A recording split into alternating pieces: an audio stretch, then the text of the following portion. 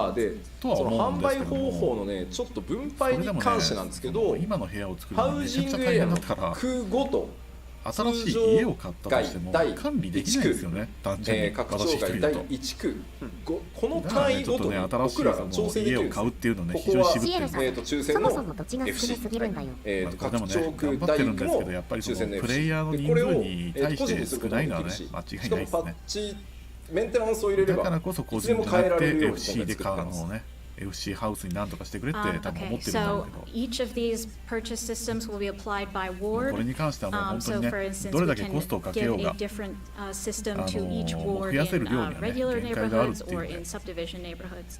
まあどうしてもね、そ And の so やっ it'll ぱ be 足り like, ねえ you よ know, なってなりま Imperium すよね。 Ward 6 is for free company lotteries, things like that. And we are able to change these every patch. でこれはどの区がどの販売方法になってるかっていうのはゲーム内で確買う理認できるよう由がそんなにないんですよ、そもそも。You will be able to 単純にそ confirm の which ゲームには wards 関 are 係ないと subject ころ to なん which で、このハ systems ウジ in ングっ game. ていうのが。でしかもこ家を持れってない方も最初非常にたくさん例えば多いと思います。 FC 用の区画として売り出して意外となんか小さいハウス買われないねってなったら僕らがメンテナンス入れて残りは個人に開放しますみたいなこともできるようになってるので混合していく区画もいずれ運用していけばあるかなと思ってそれもね、お金持ちの個人が持って For たり example, if we ね、have something set FC が持っ to てた free り、 company 幽 system 霊ハウスになっ and てたりも then しま all すけ that's どね。 left are small houses that people don't really want, we can always change that later. 次どうぞ。で、パッチ 6.1 ではまあ、全ての区画に対して FC 向けもしくは個人向けっていう抽選販売にだけする今のところ予定です。なるほど。 So our current plan is 販 in 売 patch 方法をまあこれから 6.1, we のアッ want プデー to トでそ assign all の wards 対応できるよ to う the に追加 lottery してるだけであっ system, て、 either for individuals or for 6.1 では companies. 抽選なのね。でねまあ処理は用意してあるんですけど早い者勝ちっていうのを今入れないつもりでいます。 6.1 Right now, we are planning to not use the first come, first serve system at all in patch 6.1. まあいろいろありましたからね、ノコララとかね。で一応ノコララ事1件とかね。区画だけ抽選じゃないやその早い者勝ちを入れようかっていうのもあるなんか案としてはあったんですけどどうです皆さん。 We were thinking we could make maybe その one 抽選だと買えない section only first come, 早 first い者 serve. 勝ちだったら But 買える what っ do てい you う guys 人 think は about that? 早い者勝ちのね先着も欲しいとは思いますけども、抽選だったらね、その今までそのできてたその人海戦術とかはね使えないわけですからね、まあ、使えるっちゃ使えるんだけどなかなか難しいと思いますね、これはね。私は抽選でいいと思うけどね。でもやっぱりそう先着が欲しいっていう人もねちらほらいますね。シエルさん、一つの土地に応募する形なのかな。一つの土地っていうのはまあ全部抽選でいいっていうことなのかな。声が多いのは多いな。1区ぐらいは試しでもいいんじゃないっていう声もある。まあそうだよね。お試しで1区ぐらい入れてみてどんな事態になるのかっていうね。レイブンさん、こんにちは。こんにちは。 Okay, just レイブ one ンさん ward, いらっしゃいま first せ come, first serve. ただもうすぐ終わりですね。その脳内シミュレーションしたんですけど、やっぱり結構ね1区だけでも面白い話出ましたよ壮大なデバッグだな。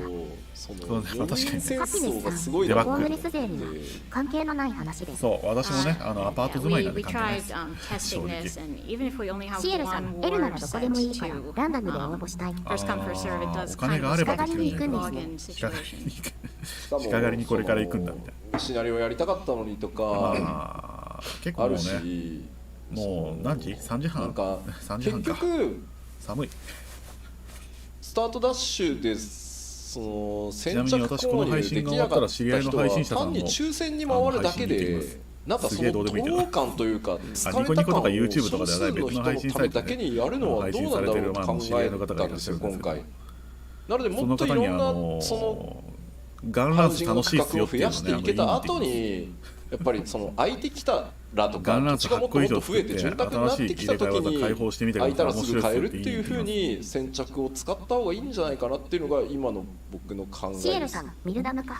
I'm thinking about people who ではないですね。 want オ to ープンレ log ッ in クです to ね。 do, you know, main レイ scenario ブ or ンさん、 other 一 things. 人 We 一 don't 個応 want 募 to じゃない increase か the なっ login ていう queue, か、 and I'm 個 sort 人 of で thinking 複数 that の土地の料金を割引なしで払うのは厳しいん all じゃな try い to かな。 go for the first come, 確かにね。 first serve.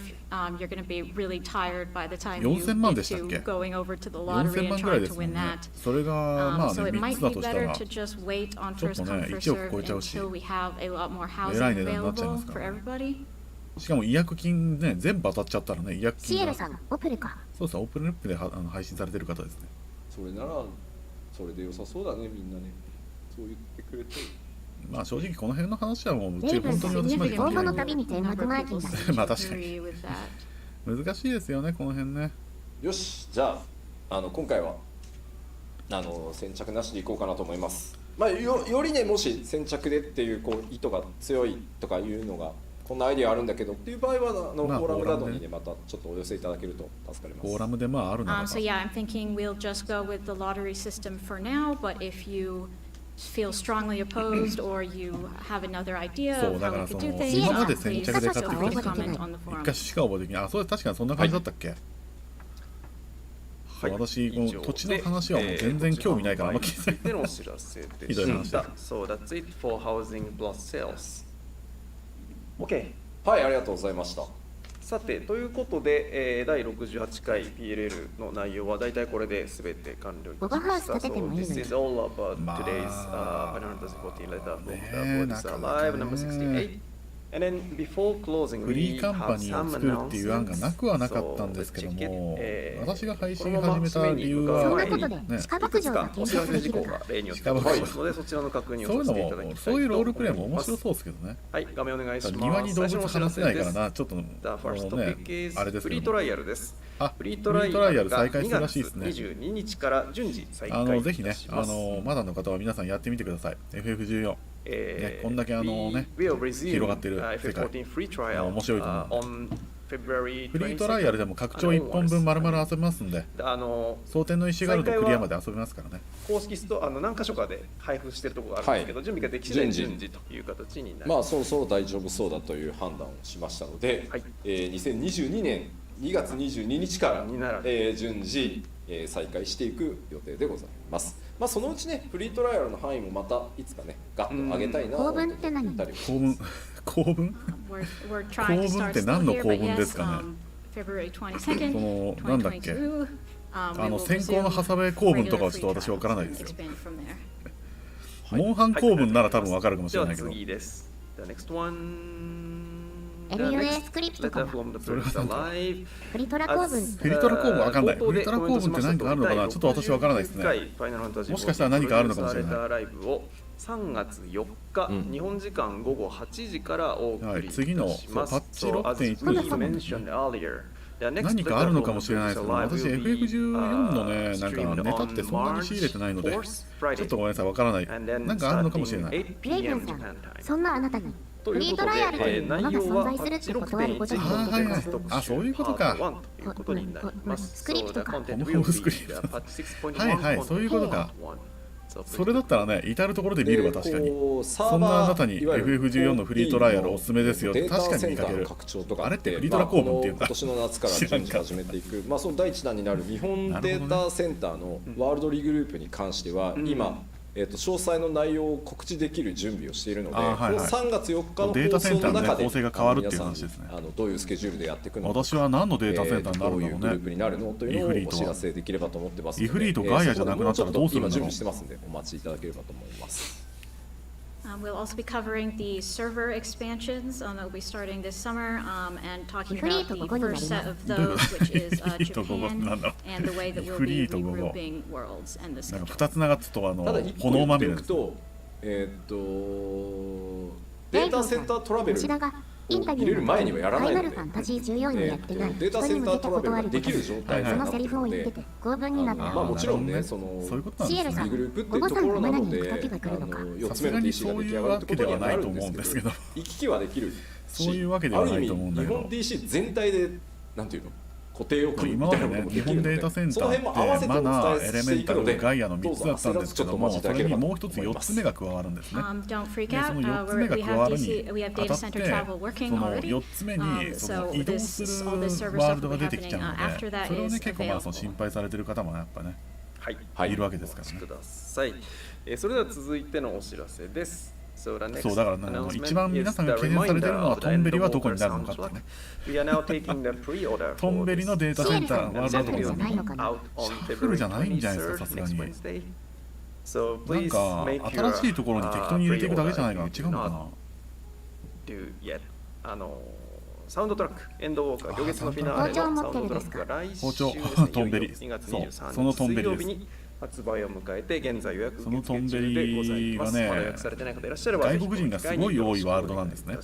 はい、もう言わんとする方は多分伝わってると思うんですけど、では次です。続いて意思疎通がね、でききないのはね、困りますよね。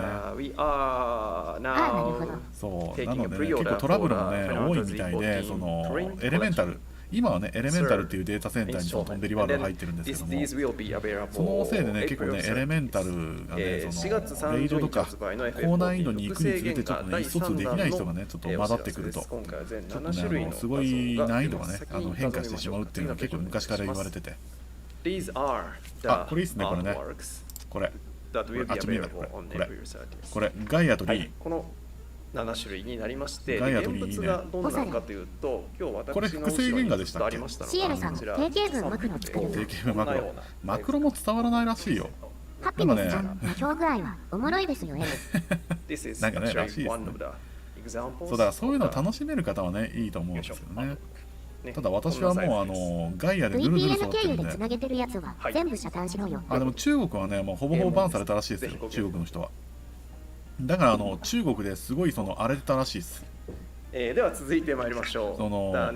やったぜその中国から違法接続してた人はもうほぼほぼいなくなったらしい。ただその影響で中国ではすごいヘイトが溜まってるらしい。東京の机にカフェで FF14 コラボが現在実施されております。こちら期間の通り3月25日まで行っておりまして、いろんな限定メニューとかコラボアイテム、レポリットマンデーなんかございますので、ぜひともご利用ください。確かにね。向こうは向こうで運営してるわけですからね。So there are some special menu and then some 基本的にはグローバルワールドではサービスしてないんですよね。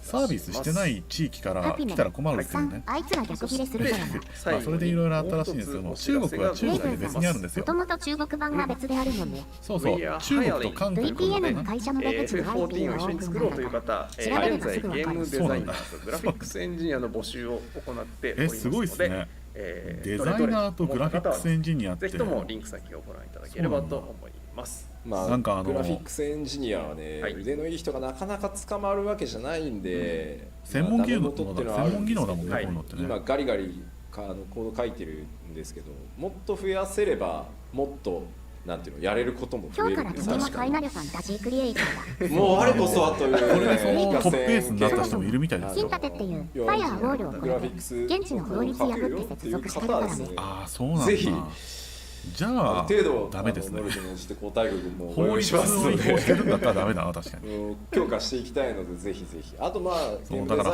本国版でやれよって話ですからね、そもそもね本国にあるんだから。専門技能ないよ。デザイナーでもなければグラフィックスエンジニアでもないんだけど、規模拡大していきたいのでぜひご検討ください。なかなかね、やっぱこういうのってね、やっぱね、We are having a hard time finding graphics engineers, so you know, and if we had more, we could really increase the number of things we could do. まあね、採用される方もね、いるわけですから、すごい話ですよ。If you have graphics engineering skills, please join us. 何事も遅すぎるということはありません。今から学ぶの。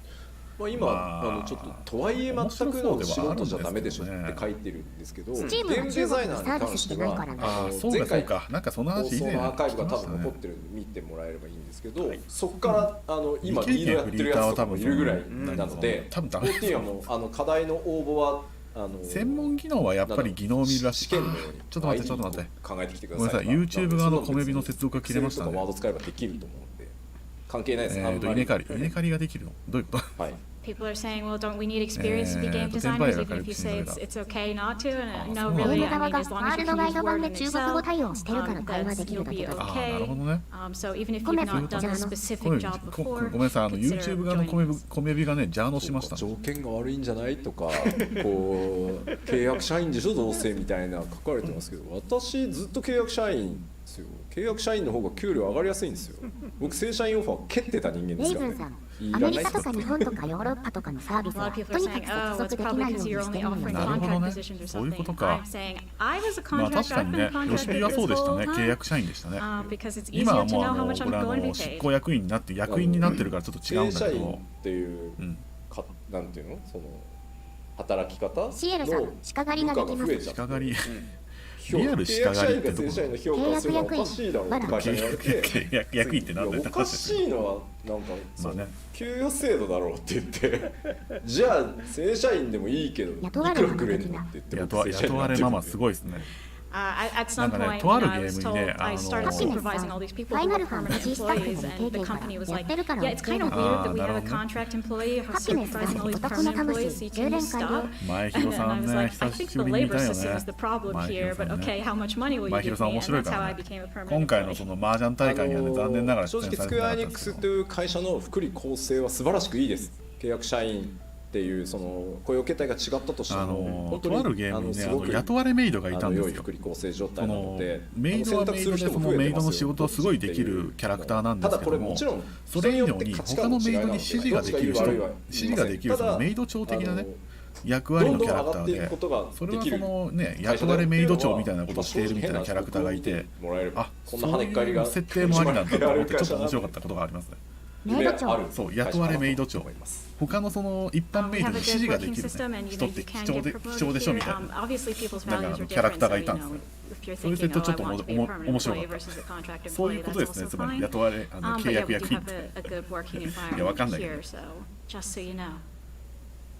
か、意外となんかみんなあれなんだね、サービス残業が加えてサービス残業禁止ですかね、うちの会社、残業してもらいたいときは残業、このために残業、まあ自分で申請してもらうときもあれば、お願いする、追い込みでお願いする場合、全部お金ちゃんとお支払いするっていうのが前提。障害者枠はありますってなんかちょっと重いんだけど重いんだけどどうなんだろうないの所得者枠があったらって正直多分程度によるんじゃないかなというわけでファイナルファンタジー14こっちはポンコツゾーンを改善しようとして実物と違うやんけの繰り返しで発想。まあやりがい的にはちょっとわかんないですけども、14っていうかまあね、はい、ありがとうございました。シエルさん、残業バイトが伝説です。 And then, before closing, we'd like to 14はね、チームはすごい恵まれてると思いますよ。ただスクエアエニックスにも当然ね、いろいろあるじゃないですか。ソーシャルゲームとか作ってるチームはね、正直かなりやばいと思うから。その14チームに入れたらマジで幸せレベルだと思いますよ。楽しかったですね。スクエニも多分本当にね、言っちゃあれですけどもレベルはあると思うんで、スクエニの中でもね。よかったです。14はもう売れてるからもうすごい待遇はいいと思うんですけども。私は外注案件したら作業量見てとりあえず全部作り直していい時から許されたらそれでいいの。ありがとうございました。Thank you very much. あ、終わりかなじゃあ。それでは吉田さん締めをお願いします。吉田さん、please。はい、まあ今日ね、本当Q&A お疲れ様です。含めてですけど、お疲れ様です。まあいろんなお話ししました。 4時間半やりました。かなり未来のお話もしたと思うんですけど、4時間半やって、もうすぐ5時間になる。戻りますが、まだまだ14発展していきますし、チャレンジを続けたいと思ってます。全然違うからね。そうなんですよね。we've talked about a lot of things 成長は進んでないけど集会は進んでます。オート集会はね、もうすごいもう進んでます。4時間分のオート集会です。成長は進んでる。今夜どうしましょうかね。まあそのもしかしたらね、家庭の中では何が私は裏で今ね別のゲームのオート集会をしてるんです。できるだけ避けたいとは思ってますけど、この配信見ながらね。より安定的になのでね、オート集会はすごい進んでます。みんなに混雑なく遊んでいただくために、あれ本当になんかね、らできるしいですね。限りないようにはしたいと思いますが、まだやってないですね、金策。我慢をねちょっとお願いしてしまうようなこともあるかもしれないです。馬娘の調子はどうですか？馬娘最近やってないからな。しかも今回のダートとかもうマジクソですよ。本当に。だからキャラいないのもそもそも。オートの集会は無理だし。シカはオートでまあ無理ですね。そういうゲームじゃないし。まあちょっと今夜ちょっと何やるか考えておきま最す。終的には光の戦士プレイヤーの皆さんがこのゲーム遊んでてよかったなとか、このゲーム本当に楽しいなって思えるね、こう未来のために僕らは常に考え、常に努力をして開発を続けていこうと思います。アーマードコアね、最近出てないですからね。爆買いでいいから Just to sum up our 玉作っ goals, てお we きな really さい。 want all the people who play this game to say, wow, I'm really glad I played this. I had a まあ great ちょっと今 time. 日はね、 So これ we'll から keep またちょ aiming っと for 時 that 間あ goal. るんで、まあなのでよろしくやるか改めてな。皆さんにお願いです。ここまでレイブンさん、 Q&A フォアからサーです。 11年一緒に歩み続けてくれてありがとうございます。そう、まあなのでね、ちょっ And とさっ to きも all ね、 of そ you の話 players, してたんですよ。 thank you so much これから for ハンターラン coming ク on 上 this げがね、 11 years 基 so 本的に far. メインに Journey なる with か us. ら、どうするかなみたいな、今月のフィナーレの英語タイトルはね、エンドウォーカーですけど、でもそろそろデトロイトを始めようと思います。ファイナルファンタジー14の冒デトロイト険の旅ビカミヒューマンをそろそろ始めようと思うんで、歩み続けてもらえるととても嬉しいので、ぜひこれからも長い間よろしくお願いします。And I have one thing to 基 ask 本 of 的 you. に新モンスターを Obviously, 戦 this うより expansion was called デトロイト試験 Invoker 普 in 通のバージョン English, だ。 but 正しいバ we're ージョン。 going to keep walking. We're going to keep そうなの journeying. で、 So ちょっ I と hope ね、 you will join us on our デトロイ adventures トはちょっと for 近 as 々や long ろう as か you なと思って possibly ます。 can. Thank you. 今夜はちょっと無理それでは今日なんで、本日まあ、長時別のゲーム間あやります。りがとうございました。はい、終わってたわ。 Thank you for watching such a long presentation. Okay, this is the conclusion of today's Final おっ Fantasy さんかよ。 14 Beta for Producer Live, and あ then の see ゲー you ムは all again in 2 DLC weeks 勝て time ないか at ら the な。 next PLL。以上をもちまして第はい、お68疲れ回様でした。されたラ長時間おイブを終疲れ様でした。了させて今後のいただきます10年をね、皆さん次回楽しませてもらいたいと思います。 69私は回特別な理由は多分今のところないんで、それでは失礼します。ありがとうございました。さようなら。特特に何もなければね、このままやめるつもりはね、FF ないんで、まあこれからもね、じわじわと楽しませていただきましょう。はい、ということで、お疲れ様でした。まあじゃあ私もとりあえず配信は終わるんですけども、まあまあそんな感じですね。どういうことおつでした。ありがとうございます。おつりです。今夜はね、まあちょっともしかしたら、そうですね、多分 FF で散歩するかな。だらだらと散歩しましょうか。グラフィックスアップデートがね、あるっていう話なんで、お散歩、花の。シエルさん、お疲れ様でした。はい、ありがとうございます。おつりです。まあ配信会でね、モンハンな素材狩りとかはね、まあまあやっときましょう。今回良かったよ。今回とても良かった。PLL、お疲れ様です。はい、お疲れ様です。ありがとうございます。おつりです。そして、お疲れ様です。PLL。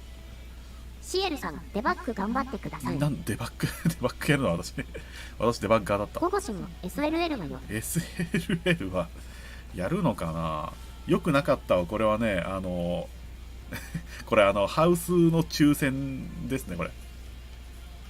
5は自動草、5はティーンとかね、5は14分割。5は抽選に落ちたやつとかね。そう、抽選勝てないから先着は良かったけど、今回は抽選で行こうって言ったからね、クソだわってなって5もね、押した人なんですよね。はい、まあじゃあ、とりあえず私も終わりましょうか。多分今夜は、ちょっとね、私、パッと思い、5はブドウね。ブドウは変わらないのかみたいな。まあ、多分なんか FF で散歩すると思うんで、まあ気になる方だけ、興味ある方だけでよろしくお願いします。適当になんかダラダラと気になるところも回ってみますね。はい、ありがとうございます。おつりです。じゃあ私も配信終わりましょうか。ということで、お疲れ様でした。ありがとうございました。ありがとうございます。おつりです。バイバイ。